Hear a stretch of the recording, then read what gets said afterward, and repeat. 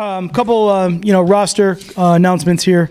We waived Deontez Alexander this morning. We signed Tavares McFadden corner to the roster. We'll also have Darius Kilgo will be at practice today participating. So still at 90 on the roster, but just wanted to get that announcement out there for everybody. As far as today's practice is concerned, obviously getting ready for a big week in front of us, we decided to push practice back a little bit and shorten some of the things that we're doing at practice. We're not going to go out in pads today. We're going to be in shells. I thought the guys did a good job on Friday night of coming in and playing physical down at the stadium, and we got some good work there. So it's going to be a big situational day. There's going to be a lot of movement at practice. Some of it's going to be maybe at a teaching pace. You'll see some things that we'll have to slow some things down, talk through situations that'll come up. There's a lot of one or two type play situations that come up in an NFL football game that we have to educate the guys on and put them in those situations as much as possible so when they come up, they can respond and, execute appropriately. So it'll be a big teaching day as far as that concerned. I still expect the pace and the tempo to be at a high level. That's not going to change. But just a big mental day for us. So kind of an entirely new installation, not quite the same flow of down and distance that we had before. It's kind of just a little bit of different mentality as far as that's concerned. I think, the guys did a great job on Friday night. That was a lot of fun. It was a lot of fun for us. It was great to have the fans there. It was great to be down in the stadium.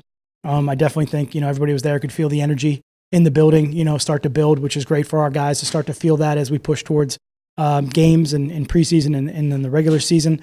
I think the guys tried to practice appropriately, take care of each other, but also, in that manner, getting some things done, both in the run and the pass game. We had some situations, special teams wise, that came up, which was good. We got those practiced. And then just some field adjustments, as far as where the ball was on the field and how we handled some of those situations. It's good to get down on our turf. That was good. The guys were running around, felt pretty good about that. And, just thought overall the night was, they did a great job of going out and getting everything out of it that they could. So that was a lot of fun. Other than that, we're just kind of, trucking ahead. We'll get to New England tomorrow. Right now it's still all about Detroit. We got to get some work done here this morning and take care of that first before we can move on. Okay. Yeah, Coach, kind of a nice play by Isaac Nauta at the scrimmage. Just wonder what you thought about what he did, just the development of that whole tight end position through the offseason in camp. Yeah, it was a good play. Killebrew was in really tight coverage there too. It was a pretty good throw, pretty good catch all the way through the ground. We're not trying to come down and land anybody too tight there and have risk of injury, but they both tried to play it in a safe manner that was also competitive. So that was good. I thought he did a good job of concentrating, catching the ball, and coming up with it. So good play. A lot of learning on that play. There's a lot more going on in that play than just that one, with the empty situation and where the ball was and quarterback up under. Just a lot of just awareness stuff there that everybody can learn from. I think in general with the tight ends, those guys are in a really competitive situation. I think we've talked about that a lot at length. They're all working really hard and certainly every single day. It's about going out and producing and being consistent, and especially with the young players in that room, we talk about it all the time, just being that same person every day. That's what we're looking for from those guys, and they got to just continue to do that. You mentioned the special team situations. I don't know if this applies, but Jamal Agnew had a nice return. I know it's blown dead there, but how close is he back to that Pro Bowl form from a couple years ago, and what does he need to do to have an impact beyond just special teams? Sure. I think in general, he's done a great job through camp. We don't really not going to go back and compare him to what he did previous years because everything is different. But I think from where his progression is this year, he's in a good spot. I think he's from a special teams return role. We know how dynamic he is. We know how elusive he is. I think he's really trying to take some of that to the next level with the coaching and some of the detailed points that we have there that maybe can help him a little bit better. You saw a little bit of that explosiveness. We blew the whistle on that one because he was tagged down. So that was good. We'll keep that in check. But I think also, on the defensive side of the ball, if you've noticed, he's been out there quite a bit too. And I think that's been more consistent than, like everybody, it's just kind of another year in the system. So he's really trying to focus on his technique and his fundamentals there because he's got great quickness. He's got good speed. So it's just, there's a lot of things with defensive back play, especially in that, nickel position where you're inside. It's a little bit more involved in the run game. It's a little bit more closer to the line of scrimmage. There's some different sort of awareness things that you have to play with right there. And he's just continuing to grow in his education of football. It's just really what it's all about. And McFadden this morning, Tees didn't participate in the practice at Ford Field. Is there any long-term concern, or is it just a day-to-day issue with him? It'll be day-to-day with him as he battles back and just, he works really hard. So, you just don't know. We'll see where it goes. But he's a tough kid. Tabor's a tough guy, and he wants to be out there. I think just overall in general with the position in the secondary, just we were trying to get another body in here to go compete, and also just to handle some of the different looks that we're seeing from our offense, and then obviously pushing forward through the rest of preseason. We're always going to try to find good players that are out there, bring them in, and see what they can do. Let them go compete, and that's what it's all about. You want to always try to make sure that you're maximizing competition all the time, and just we had that opportunity. With Trey Flowers not practicing because he understands so much of the defense versus maybe, say, a guy that came in that didn't know what you run beforehand. Does that make that a little bit easier, or is there a point where you need him? Yeah, I would say there's obviously the mental part of it, the learning part of it, which in his situation, he understands a lot of the defense, and he can, already have an advantage from that standpoint. But even guys that are just coming in, if they're guys that are picking it up pretty quick from the mental part of it, that's not really an issue. It's really just about being physically ready to go and making sure that we're doing everything appropriate for the player and for all those guys that when they step on the field, they can compete at a high level. It's a little bit different when, we start training camp, we kind of try to ease into some things, or, we have a different sort of acclimation period that everybody goes through out on the field. When these guys come back from, situations where they haven't been on the field now, you have to be really careful about how much they do, what they're thrown into, because everyone else is kind of moving at a faster pace. So you just try to put the final timeline on it and then back up from there and see, okay, how do we prepare them to get them ready to go for, when we need to see something on the field from that standpoint. And everybody that is in that situation is pushing to get on the field. They need practice. We all need practice. We all need to get better. We all need training camp. So in a lot of those cases, everybody's pushing as hard as they can. We're just trying to be smart with it and not, do something too soon. I mean, initially, was there concerns that he would miss this evenly? I know, granted, in that type of deal, maybe this doesn't matter as much, but were there concerns when you signed him that he may miss this amount of time? No, I think I think we knew Trey pretty well and know who he is and how he works. I was fortunate enough to kind of have him as a young player and then all the way through. So I think there was a pretty high comfort level with that.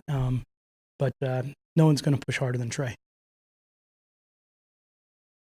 Shootings here in the last 24 hours.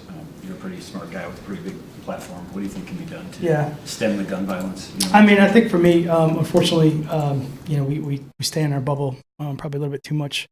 I think when things like that happen, it really just kind of obviously makes me sad. I'm sad for everybody involved, and my heart goes out to all the families. And obviously we'll just hope everything kind of keeps getting in the right direction. But obviously just. Really just sad moment.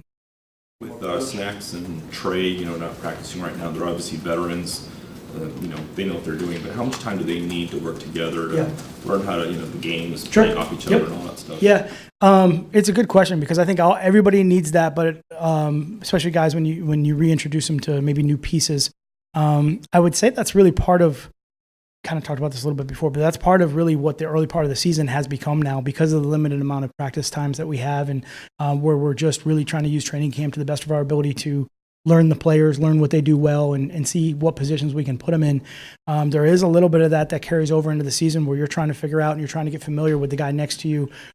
Maybe it's just his voice, out on the field. Maybe it's his movement skills. These guys are very talented and they have unbelievable instincts. So a lot of times they might just see a fraction of a movement by a player and know what he's going to do, and then they can play off of it. And some of that takes a little bit of time. We certainly want to get as much of that in practice as we can and get the guys out there so they can start working on that stuff together as fast as possible.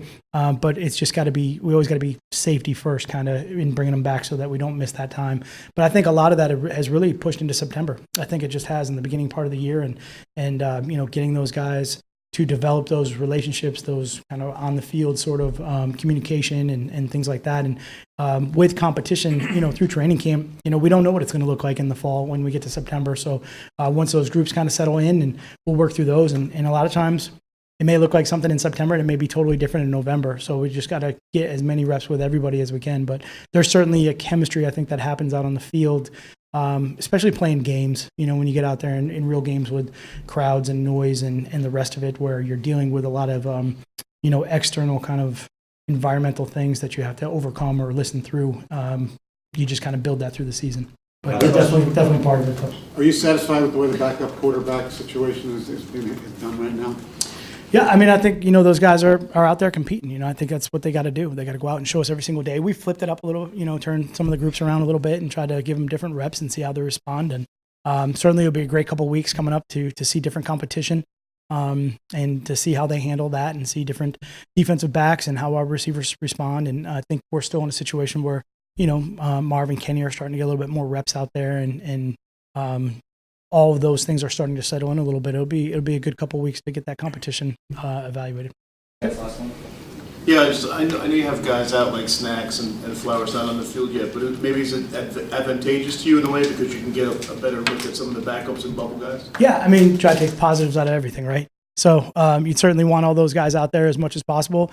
But for me, it is about opportunity. And those other guys that are out there have a great opportunity to show us they can go out and, execute and compete at a high level and, against better competition, so every time they get an opportunity to go line up against, if it's the defensive line, line up against the first team offensive line, that's a good opportunity for them. No different than in the secondary. If you're, got an opportunity to line up against, one of the guys that's played in this league for a long time, but wide receiver, you get an opportunity to kind of show us what you can do there. So it's all about opportunity and what you make of it. You certainly always want everybody out on the field as much as possible. But if that opportunity arises, it's what you do with it. Is that something you make a point of emphasis, talking to the younger guys? Like, sure. Listen, some starters are out, you guys got a chance. Yeah, absolutely. Wally Pip all the way. So, we get that opportunity to go out there and go.